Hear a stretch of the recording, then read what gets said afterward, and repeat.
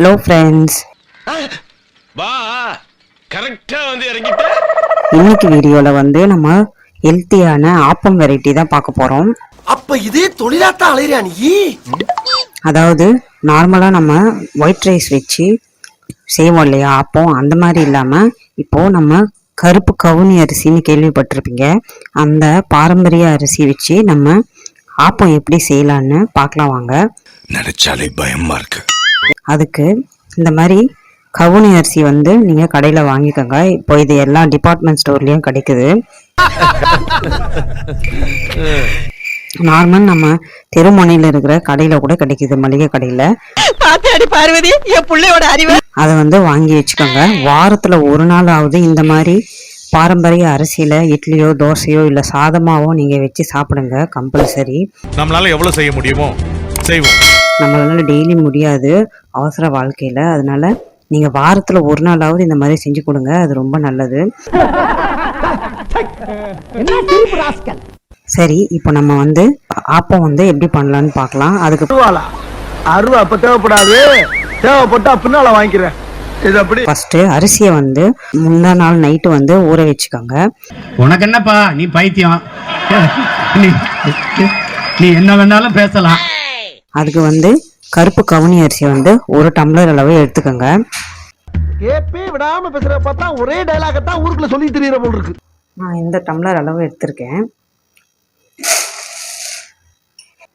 இப்போ அதே கப்பளவு வந்து பச்சரிசி ஒரு கப் சேர்த்துக்கலாம். ஒரு 2 டீஸ்பூன் அளவுக்கு வந்து உளுந்து சேர்த்துக்கலாம். ஒரு 3/4 டீஸ்பூன் அளவு வந்து நம்ம வெந்தயம் சேர்த்துக்கலாம். இப்போ வந்து இதை ஒரு 2 வாட்டி கழுவி ஒரு 4 மணி நேரம் ஊற வைங்க. சாதாரண அரிசியில் வந்து நம்ம ஒரு 2 மணி நேரம் ஊற வச்சாலே போதும். இந்த மாதிரி பிளாக் ரைஸ் சேர்த்து நம்ம வந்து அரைக்கிறப்போ வந்து கொஞ்சம் எக்ஸ்ட்ராவே நம்ம ஊற வைக்க வேண்டியதாக இருக்கும். அப்போ தான் இது நல்லா ஊறி வரும். புரியுற மாதிரி சொல்லுங்க. இது ஒரு 4 மணி நேரத்துலேருந்து 5 மணி நேரம் வரைக்கும் ஊற வச்சுட்டு அதுக்கப்புறம் நம்ம மிக்ஸி ஜாரில் போட்டு அரைச்சி எடுத்துக்கலாம். இப்போ நம்ம அரிசியை நல்லா கழுவி 2 வாட்டி கழுவி எடுத்துகிட்டு வந்துட்டோம். இப்போ வந்து தண்ணி ஊற்றி நம்ம வந்து ஒரு 4 மணி நேரம் வந்து ஊற வச்சுக்கலாம். இந்த இடம் தான் தெரியல இடம். இப்போ ஊற வச்ச அரிசி வந்து பார்த்திங்கன்னா ஒரு 4 மணி நேரத்துலேருந்து 5 மணி நேரமாகவே வந்து நல்லா ஊற வச்சு எடுத்துட்டேன். என்ன நடக்குது? நல்லாவே ஊறி வந்திருக்கு அரிசி. இப்போ நம்ம ஒரு 2 வாட்டி மிக்ஸி ஜாரில் போட்டு அரைச்சி எடுத்துக்கலாம்.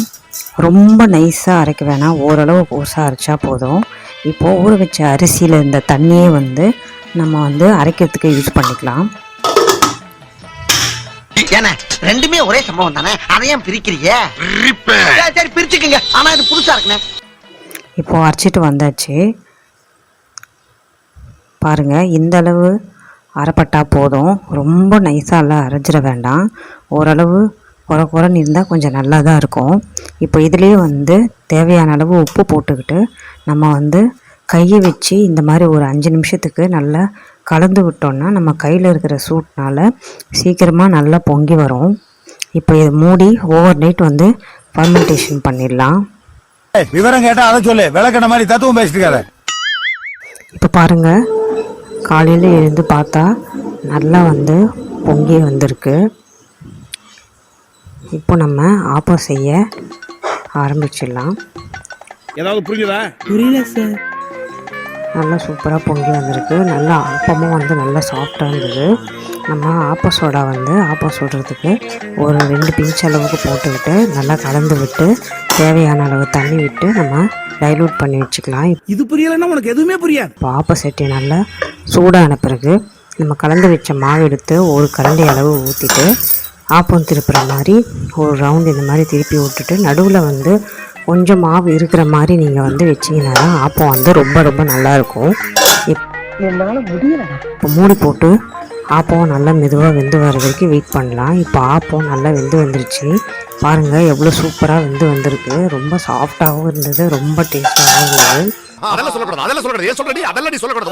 நம்ம வந்து எந்த ஒரு டிஃப்ரெண்ட்டும் இல்லை, நல்ல சூப்பராக இருந்தது. ஒரு ஹெல்த்தியான பிரேக்ஃபாஸ்ட் சாப்பிட்ட ஒரு திருப்தி இருந்தது. இப்போ இந்த ஆப்பத்துக்கு வந்து நம்ம தேங்காய் பால் கூட வச்சு சாப்பிட்லாம். ஆனால் நாங்கள் வந்து இன்றைக்கி முருங்கைக்கீரை சாம்பார் பண்ணேன். அதோடு சாப்பிட்றதுக்கு ரொம்ப ரொம்ப அட்டகாசமாக இருந்தது. தேங்க்ஸ் ஃபார் வாட்சிங் ஃப்ரெண்ட்ஸ். பாய். பரவாயில்ல, நான் வந்துட்டேன்ல மாமல்லடு. உன்கிட்ட எப்படி வசூல் பண்ணணும்னு எனக்கு தெரியும். போடுறா கட்டைய.